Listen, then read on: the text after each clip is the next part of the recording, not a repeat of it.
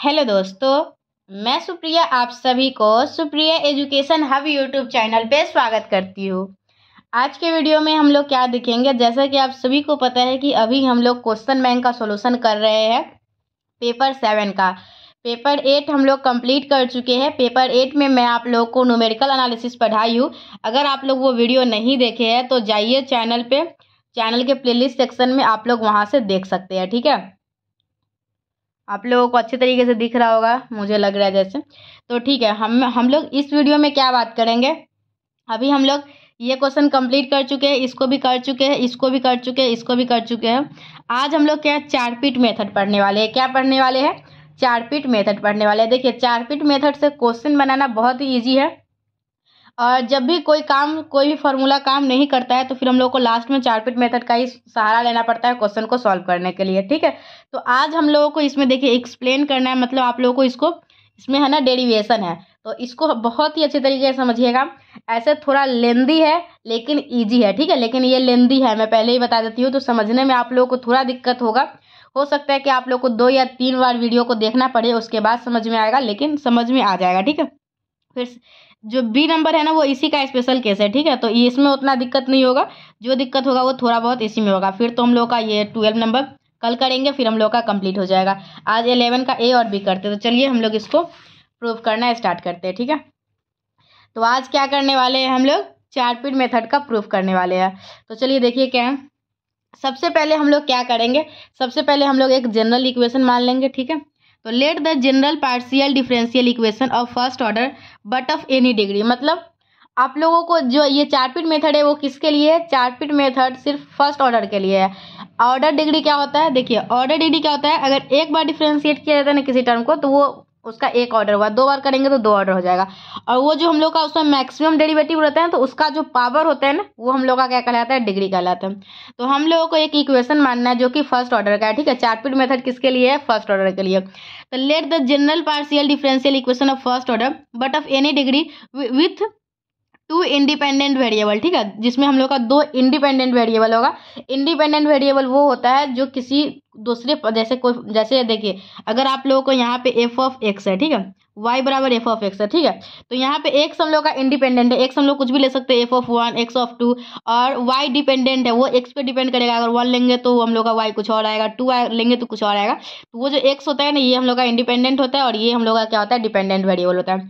ठीक इसी प्रकार से हम लोग को जो इक्वेशन लेना है ना उसमें 2 इंडिपेंडेंट वेरिएबल होंगे, और वो 2 इंडिपेंडेंट वेरिएबल कौन कौन होंगे? एक्स और वाई होंगे। ठीक है, तो वही है, हम लोग एक जनरल इक्वेशन मान लिए एफ ऑफ। ठीक है, देखिए यहाँ पे कैपिटल एफ लिखे हैं तो आप लोग ध्यान रखिएगा, कैपिटल एफ और स्मॉल एफ हम लोग बाद में स्मॉल एफ भी मानेंगे, तो आप लोग ध्यान रखिएगा। यहाँ पे हम लोग कैपिटल एफ लिए। ठीक है, X Y Z P Q equal to 0, और ये हम लोग का हो गया इक्वेशन 1, जहाँ पे हम लोग का एक्स वाई इंडिपेंडेंट है और जेड जो है वो डिपेंडेंट वेरिएबल है। ठीक है, तो हम लोग का देखिए, अगर हम लोग का ये क्वेश्चन दिया हुआ रहता है तो इसका सॉल्यूशन हम लोग का क्या आता है? डी जेड बराबर P D X plus P D X plus Q D X. ठीक है, क्या सॉल्यूशन आता है इसका? P D X plus Q D Y आता है। ठीक है, यहाँ पे हम गलत था, तो आप लोगों का इसका सॉल्यूशन क्या आता है?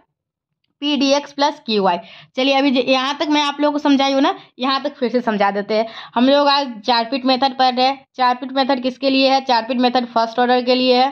ठीक है, तो हम लोग एक जनरल इक्वेशन माने हैं X Y Z P Q equal to 0, हम लोग एक इक्वेशन माने हैं जिसमें एक्स और वाई हम लोग का इंडिपेंडेंट वेरिएबल है, जेड जो है डिपेंडेंट वेरिएबल है।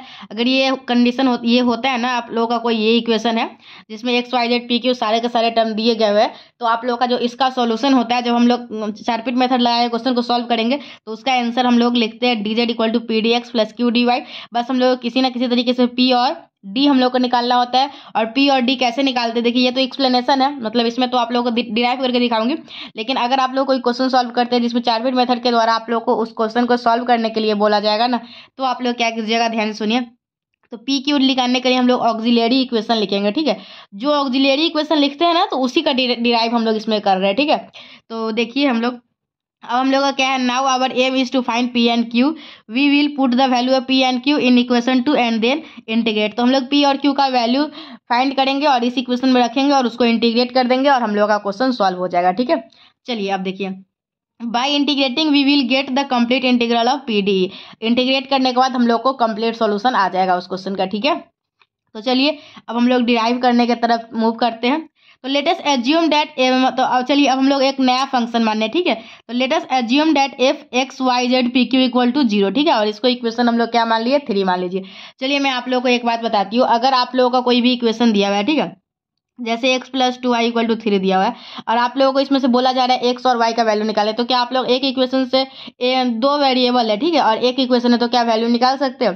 नहीं निकाल सकते। हम लोग को 2 इक्वेशन चाहिए। तो हम लोग उसी तरीके से हम लोग का ये इक्वेशन दिया हुआ है और हम लोग को क्या करना है, p और q का वैल्यू निकालना है। तो हम लोग को क्या करना होगा, एक अनदर इक्वेशन मानना होगा, ठीक है। और हम लोग एक अनदर इक्वेशन मानेंगे और ये इक्वेशन 1 है और यहाँ 2 मान चुके हैं, तो जो अनदर इक्वेशन मानेंगे वो इक्वेशन 3 होगा, ठीक है।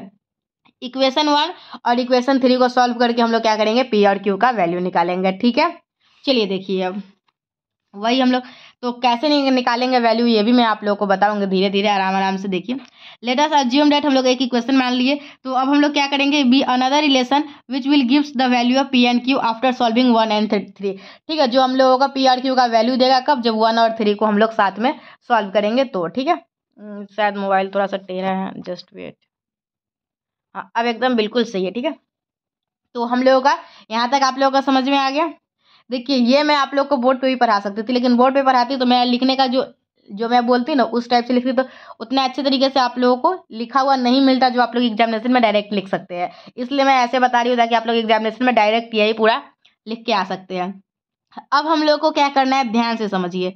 अब हम लोग का इक्वेशन 1 है और इक्वेशन 3 है, तो हम लोग का यहाँ पे इंडिपेंडेंट वेरिएबल कौन कौन है, x है और y है, ठीक है।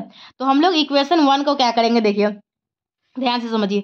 अब हम लोग को क्या करना है, डिफ्रेंशिएट करना है इक्वेशन 1 और इक्वेशन 3 को, क्या है, ठीक है, 3 का इक्वेशन, जस्ट वेट एक ही में, चलिए 3 इक्वेशन दिख रहा है, हाँ दिख गया। चलिए ये इक्वेशन 1 है और ये इक्वेशन 3 है। हम लोग क्या करेंगे, इक्वेशन 1 को x के रिस्पेक्ट में डिफरेंशिएट करेंगे। क्या करेंगे, इक्वेशन 1 को x के रिस्पेक्ट में डिफरेंशिएट करेंगे और y के रिस्पेक्ट में डिफरेंशिएट करेंगे। ध्यान से समझिए, इक्वेशन 1 को और इक्वेशन 3 को दोनों को x और y के रिस्पेक्ट में डिफरेंशिएट करना है। तो इसको एक बार x के रिस्पेक्ट में कीजिए, एक बार y के रिस्पेक्ट में डिफरेंशिएट कीजिए, फिर इसको एक इक्वेशन 3 को एक बार x के रिस्पेक्ट में डिफरेंशिएट कीजिए और एक बार y के रिस्पेक्ट में डिफरेंशिएट कीजिए। मैं आप लोगों को थोड़ा सा डिफरेंशिएट करना सिखा देती हूँ, ठीक है, जस्ट वेट। देखिए कैसे डिफरेंशिएट करेंगे, यहाँ पे समझिए। आप लोगों का फंक्शन क्या दिया हुआ है, फंक्शन है x y z p q है, ठीक है, ये फंक्शन है। जस्ट वेट, थोड़ा सा टेढ़ा हो गया, ये फंक्शन है। चलिए इसको आप लोगों को x के रिस्पेक्ट में डिफरेंशिएट करना है, तो कैसे होगा देखिए। तो हम लोगों को x के रिस्पेक्ट में करना है ना, तो पहले हम लोग इसको डिफरेंशिएट कर लेंगे, तो क्या आएगा देखिए। अगर हम लोग x के रिस्पेक्ट में करते हैं तो देखिए डेल f अपन डेल x, ठीक है।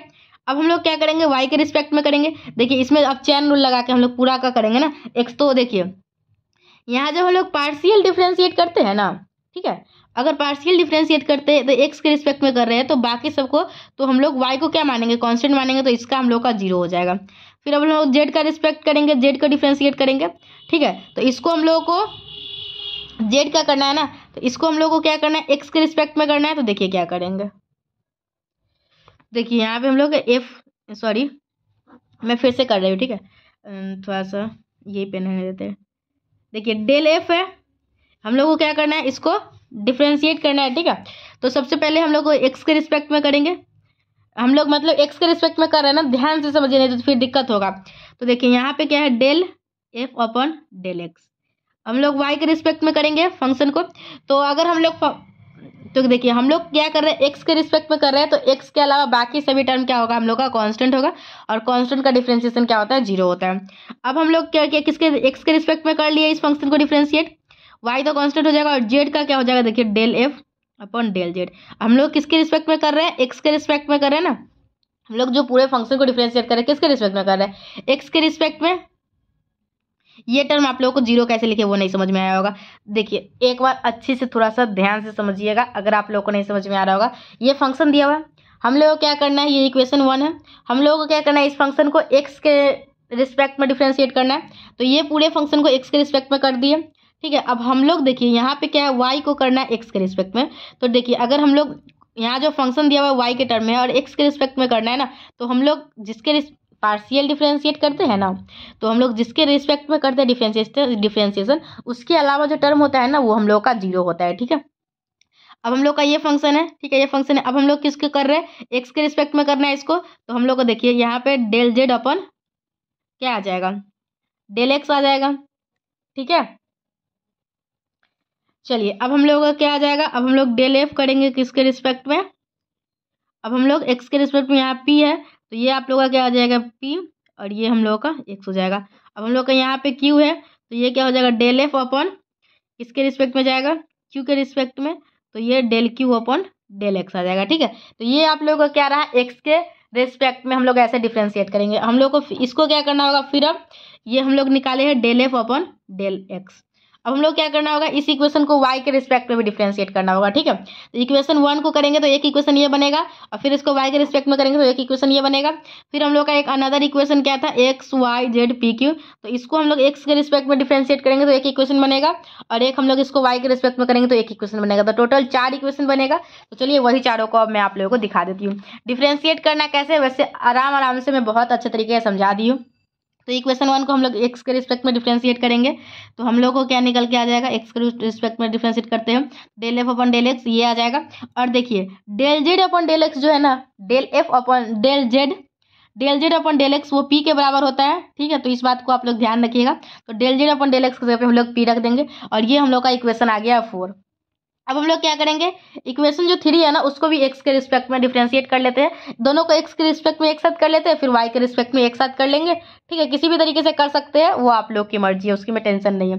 फिर हम लोग स्मॉल एफ को जो एक्स के रिस्पेक्ट में कर दिए तो हम लोग का ये आएगा। अब हम लोग क्या करेंगे, इक्वेशन 1 को वाई के रिस्पेक्ट में डिफरेंशिएट करेंगे, फिर इक्वेशन 3 को क्या करेंगे, वाई के रूप में, वाई के रिस्पेक्ट में डिफरेंशिएट करेंगे। ठीक है, जस्ट वेट। तो हम लोग इसको भी कर लेंगे, इसको कर लिए तो यहाँ तक हम लोग को अच्छे तरीके से समझ में आ गया, और यहाँ तक में आप लोगों को कोई भी दिक्कत नहीं होनी चाहिए। ठीक है, तो हम लोग यहाँ तक समझ में आ गया। अब हम लोगों को क्या करना है, इसमें आप लोगों को डेल पी अपन डेल एक्स जो है ना, क्या है, डेल पी अपन डेल एक्स को इलिमिनेट करना है। क्या करना है, उसको हटाना है। तो देखिए आप लोग को मैं एक बात और समझाती हूँ। देखिए अगर आप लोगों को लिखा हुआ रहता था 2x + 3y = 6 और 3x + 2y = 9, कुछ भी ऐसा रहता था, तो हम लोग क्या करते थे, एक वैल्यू को एलिमिनेट करते थे और दूसरे वैल्यू को निकालने के लिए, तो जैसे कि मान लीजिए हम लोग को y को एलिमिनेट करना है तो क्या करते थे, y के कोफिशिएंट से इसमें मल्टीप्लाई कर देते थे और इसके कोफिशिएंट से इसके मल्टीप्लाई कर देते थे। ठीक है, ऐसे करते थे ना, 3 को इसमें कर देंगे, सॉरी 2 को इसमें कर देते थे, तो ये 3 दूना 6, 2 तिहाई 6, और फिर हम लोग क्या करते थे, दोनों इक्वेशन को सब्ट्रैक्ट कर देते थे, जिससे हम लोग का क्या होता था, y का वैल्यू एलिमिनेट हो जाता था। तो उसी तरीके से हम लोग का ये डेल पी अपन डेल एक्स जो है ना, वो आप लोग अगर इक्वेशन में देखिएगा 4 और 5 में, ठीक है, इक्वेशन 4 और 5 में आप लोग थोड़ा सा पीछे पेज पलट के देख लीजिए, 4 यहाँ पे दिखा देती हूँ, 4 और 5 में तो आप लोग को डेल पी अपन डेल एक्स दिख रहा है। ठीक है, ये डेल पी अपन डेल एक्स है और यहाँ भी डेल पी अपन डेल एक्स है। हम लोग को क्या करना है, इसको एलिमिनेट करना है। तो हम लोग क्या करेंगे, एलिमिनेट करना है मतलब इसको हटाना है, तो जो इसका कोफिशिएंट है उसको इसमें मल्टीप्लाई कर देंगे और जो इसका कोफिशिएंट है वो इसमें मल्टीप्लाई कर देंगे, और हम लोग क्या करेंगे, सब्ट्रैक्ट कर देंगे, जिससे हम लोग का क्या होगा, डेल पी अपन डेल एक्स वाला टर्म जो है वो हट जाएगा। ठीक है, एलिमिनेट हो जाएगा। तो चलिए अब हम लोग वही काम करते हैं। तो now to eliminate del p upon del x from 4 and 5 we have to multiply 4 by this and 5 by this and then subtracting we get। कैसे किया आप लोगों को समझ में आया, वही मैं क्लास 10th में जो करते थे ना, वही आप लोगों को मेथड बताई हूँ, और उसी से हम लोग इसी तरीके से उसके कोफिशिएंट से उसको मल्टीप्लाई कर देते थे और उसके कोफिशिएंट से उसको, और फिर हम लोग सब्ट्रैक्ट कर देते थे। आसानी से हम लोगों का वो टर्म एलिमिनेट हो जाता था। तो हम लोग वो जो सब्ट्रैक्ट करने के बाद जो टर्म बचा है ना, वो हम लोग इसको लिख दिए हैं। ठीक है, अब हम लोग क्या करेंगे, हम लोग को जो भी आया, अब हम लोग क्या करेंगे, ये हम लोग का 6 कौन सा है, ये एक इक्वेशन ये आ गया। हम लोग जब उसको घटा दिए तो हम लोग 4 और 5 से del F upon del P हटा है ना। अब हम लोग क्या करेंगे, 6 और 7 दो इक्वेशन था। ठीक है, तो 6 और 7 से हम लोग क्या करेंगे, del F upon del Y को एलिमिनेट करेंगे। ठीक उसी तरीके से जैसे उसमें एलिमिनेट किए, तो फिर से करने की जरूरत नहीं है। बस आप लोग को उसमें del F upon del x था ना, तो एफ के जगह पे क्यू और एक्स के जगह पे वाई, बस इसी इक्वेशन में लिख दीजिएगा, ज़्यादा दिमाग नहीं लगाइएगा। ठीक है, ऐसे कर भी सकते हैं, करके देख लीजिएगा, ज़्यादा अच्छा रहेगा। लेकिन आप लोग को मैं सिमिलरली लिख के आप लोग इसका काम चला लेते हैं। तो 8 और 9 यहाँ तक आ गया। चलिए अब हम लोगों का एक रिलेशन होता है, क्या रिलेशन होता है, ये del Q upon del X किसके बराबर होता है, del Q upon del X जो है वो किसके बराबर होता है, del P upon del Y के बराबर होता है। तो अब हम लोग क्या करेंगे, del Q upon del X के जगह पे del Q upon del X की जगह पे del P upon del Y रखेंगे और हम लोग 8 और 9 इक्वेशन को ऐड कर देंगे। और 8 और 9 को ऐड करने के बाद हम लोगों का ये टर्म आएगा, फिर इसको हम लोग रीअरेंज करके ये लिख देंगे, ठीक है। अब आप लोग को एक लैग्रेंज इक्वेशन पढ़ना है, ठीक है। तो उसमें बताया जाता है, देखिए, तो वो आप लोग को क्या होता था, जैसे पी डी एक्स रहता है ना, P D X plus Q D Y equal to R. तो इसका सॉल्यूशन क्या होता था, पी अपॉन इसका कोफिशिएंट डिवाइडेड में क्यू अपॉन इसका कोफिशिएंट, इस तरीके से आप लोगों का उसका सॉल्यूशन होता था, ठीक है। वो लैग्रेंज में पढ़ना है, ठीक है। नहीं, इस पी डी एक्स नहीं, पी क्यू लिखा रहता था, नहीं पी लिखा रहता था, पी स्मॉल पी और क्यू स्मॉल की इक्वल टू आर। ये आप लोग को लैग्रेंज में पढ़ना है।